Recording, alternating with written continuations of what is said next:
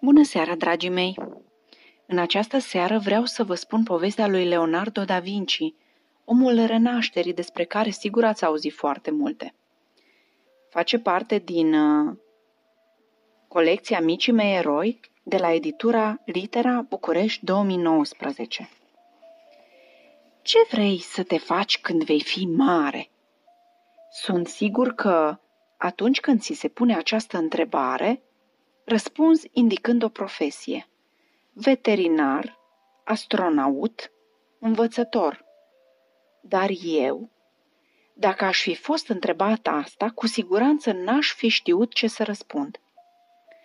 Practic, pe mine mă interesa totul, iar pe parcursul vieții am făcut o sumedenie de lucruri.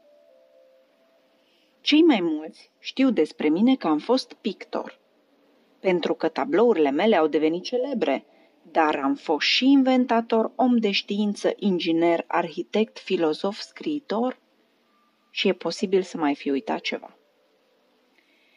Important e însă nu doar că m-am ocupat de multe lucruri, ci că am încercat întotdeauna să le fac așa cum nimeni înaintea mea nu avusese curajul să le facă.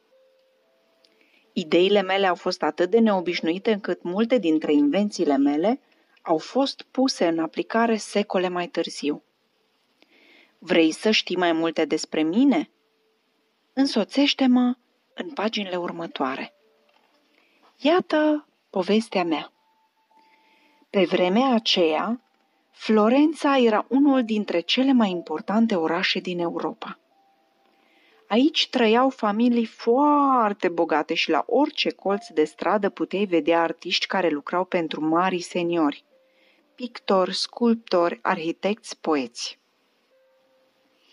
Mă uitam la ei și mă gândeam ce mult mi-aș dori să fiu și eu unul ca ei când o să mă fac mare. Tată, ai văzut sculptura aia? Într-o zi voi face și eu una la fel de frumoasă. Leonardo, ia uită-te la cupola aceea mare, cum ți se pare? E minunată, tată, vreau și eu să proiectez clădiri. Deci, fiule, vrei să fii sculptor sau arhitect? Câte lucruri vrei să faci? Multe, multe, multe! Aveam mereu cu mine sub braț un caietel pe care desenam tot ce vedeam sau îmi trecea prin minte. Peisaje, familia, prietenii, aparate și alte invenții. Îmi luam notițe, dar le scriam de la cap la coadă, așa că nu puteau fi citite decât dacă țineai pagina în fața unei oglinzi. Într-o zi, tata i-a arătat desenele mele prietenului său, Verrocchio, un pictor faimos. Acestuia i-au plăcut atât de mult, încât mi-a propus să lucrez ca ucenic la el. În atelierul lui am învățat multe alte lucruri în afară de pictură. Am studiat matematica și am învățat să sculptez și să lucrez cu gips, lemn și metal. E drept că uneori eram nevoit să fac și lucruri care nu-mi plăceau, cine știe ce. E bine, maestre? Nu-i rău, însă tușa asta trebuie să fie mai ușoară. Altceva, maestre? Da, spală pensulele, apoi mătură pe jos și dă de mâncare pisicii înainte să pleci. După o vreme, am părăsit atelierul și m-am mutat la Milano, unde am intrat în serviciul ducelui Ludovic, ca inginer. Deși mai tot timpul îmi cerea să proiectez fortificații pentru apărarea orașului, de eventuale atacuri mă ocupam și cu îndeletniciri mai amuzante, cum erau decorurile pentru marile serbări și banchete oferite de duce. În timpul unuia dintre aceste banchete, am băgat de seamă că invitații se ștergeau la gură și pe mâini cu propriile haine, cu ale vecinului sau cu fața de masă. Ce bădărani! Așa am inventat șervețelul de masă. La următorul banchet, lângă farfuria fiecărui invitat a fost pus un șervet, dar nu toți au înțeles la ce folosea. Cum îmi vine? Duce Ludovic nu se pune pe cap, se folosește la lustruit pantofii, priviți? Vezi să nu, pui în el mâncarea care ți-a rămas să o duci acasă. Șervețelul ăsta e o aiureală, nimeni nu o să-l folosească vreodată. La Milano am pictat una dintre cele mai cunoscute opere ale mele. Se numește Cina cea de taină și îl înfățișează pe Iisus cu cei 12 apostoli. Mi-a luat mult timp să găsesc modele pentru toate personajele. În cele din urmă am descoperit chipul potrivit pentru Iisus și, ușor am dat și de discipoli. Dar îmi lipsea Iuda, trădătorul. Așa că m-am dus la temniță să văd dacă printre oamenii răi era vreunul care îi semăna la chip. Unul singur mi s-a părut perfect, cu fața lui fioroasă, așa că l-am adus în atelier.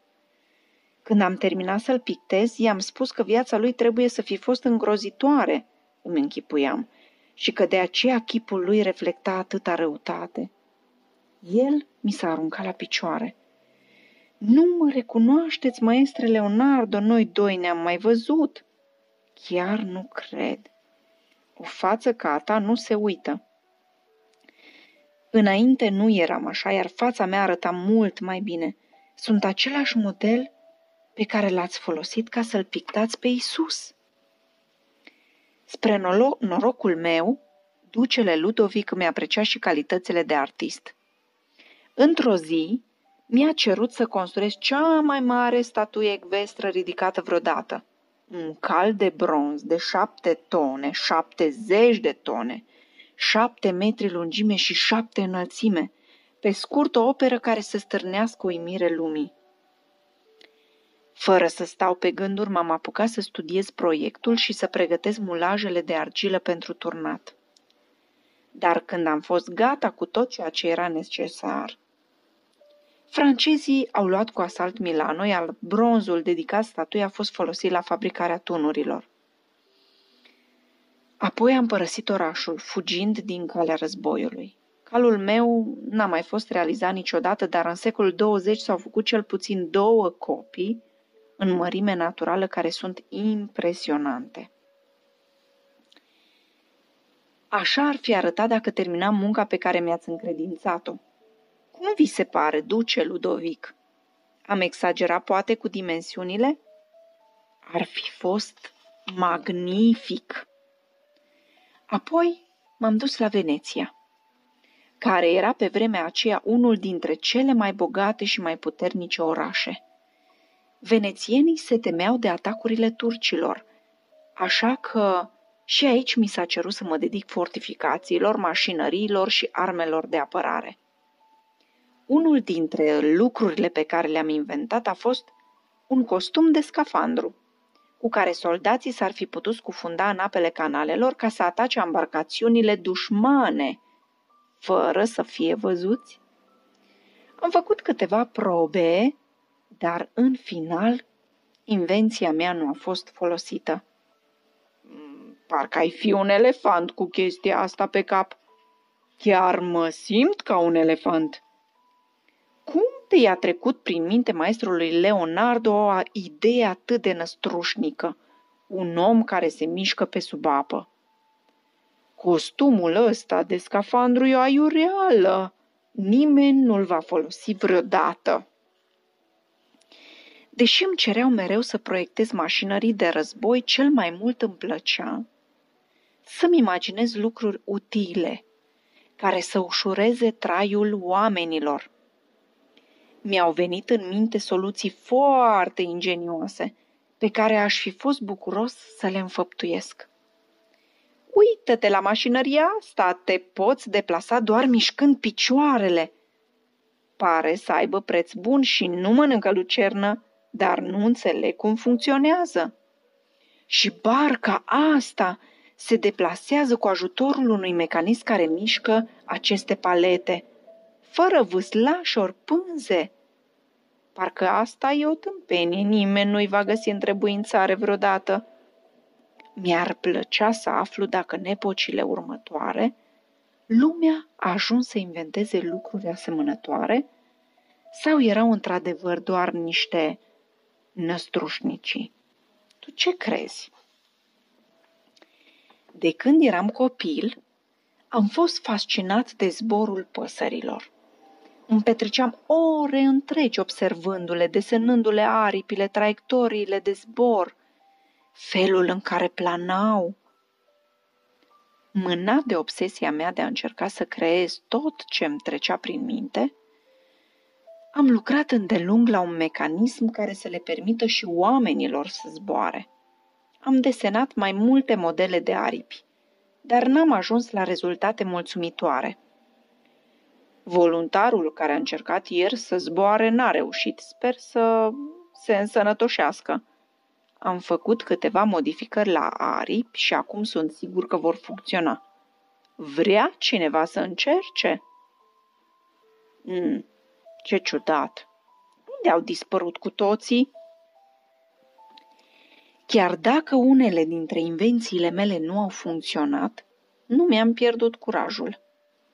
Am continuat să cercetez și să fac experimente. Dacă există o mașinărie cu adevărat incredibilă, aceasta este corpul uman. Numărul de mișcări și de lucruri pe care le poate face e de-a dreptul impresionant.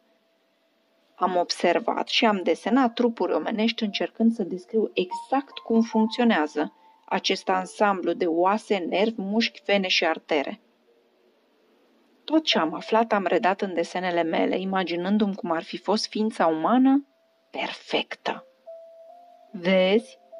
Corpul poate fi încadrat perfect în diverse forme geometrice. Burtoiul meu n-ar încăpea în acest triunghi. Mie mi-ar ieși capul din cerc. Ce prostie! Nu există asemenea oameni. La 60 de ani m-am mutat la Roma, unde am terminat în sfârșit cel mai renumit tablou al meu, Mona Lisa, cunoscut și sub numele de Gioconda. Este portretul unei femei cu un zâmbet enigmatic. Unii cred că e tristă, alții că e mulțumită. Pe fundal am pictat un peisaj în nuanțe fumurii care pare învăluit de ceață.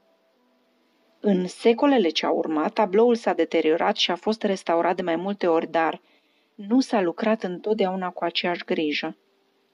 Dacă te uiți de aproape, vei observa că genele și sprâncenele femeii nu se mai văd. Privirea ei pare că te urmărește tot timpul, chiar dacă te miști. Cum e posibil? Mi-am petrecut ultimii ani din viață în Franța, în slujba noului meu protector, regele Francisc I. Acesta mi-a pus la dispoziție un castel minunat, unde să locuiesc și să fac tot ce-mi poftea inima. Aici am lucrat și m-am lăsat în voia visurilor până în ultima zi a vieții mele, pe 2 mai 1519. După ce am fost în slujba atâtor nobili seniori, sunt onorat că ultimul meu stăpân e un rege. Onoarea e de partea mea, maestre Leonardo. Cum puteți spune așa ceva, maestate? Istoria a avut mulți regi, dar un singur Leonardo.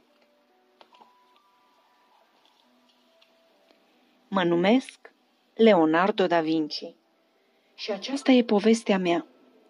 Mi-am petrecut întreaga viață studiind, învățând și imaginându-mi lucruri care încă nu existau.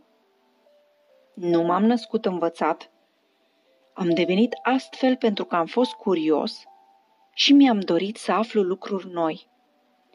Mi-au trebuit mulți ani să-mi termin operele, fiindcă am fost perfecționist și le-am corectat în permanență. Multe dintre invențiile mele nu au funcționat și nici nu au fost realizate.